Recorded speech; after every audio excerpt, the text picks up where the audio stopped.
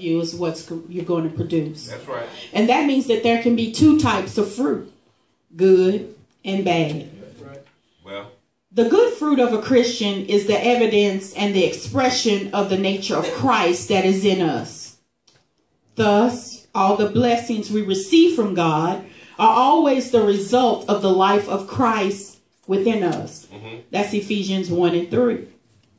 But there are also bad fruits that come from our fleshly lusts, out of our sinful heart.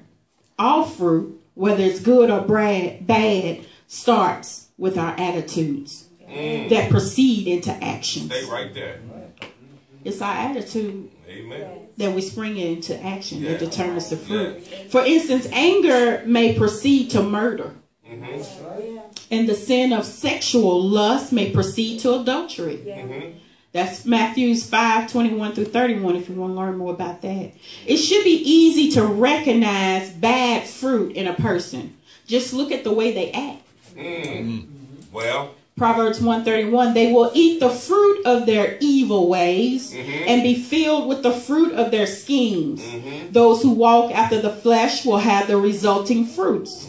Adultery, fornication, uncleanness, lewdness, idolatry, sorcery, hatred, contentions, jealousies, outbursts of wrath, selfish ambitions, dissensions, heresies, envy, murders, drunkenness, revelries, and the like.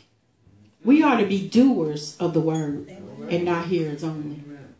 God has called us to bear fruit, not just to feed off of the vine. All right?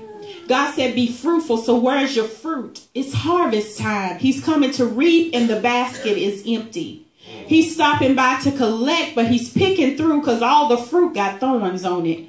So he decided perhaps he'd call on Joshua. Surely Josh has some of the sweetness called love. But when he reached in, he saw lust and had to toss it back. Come on now. He strode down a little bit further because he know goodness well there would be some juicy fruit of glory over here.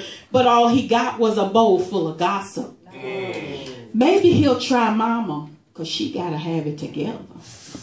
But he wasn't looking for bitterness. God's calling.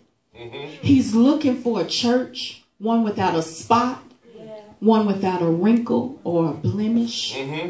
He needs to know he can depend on you. Can he trust you?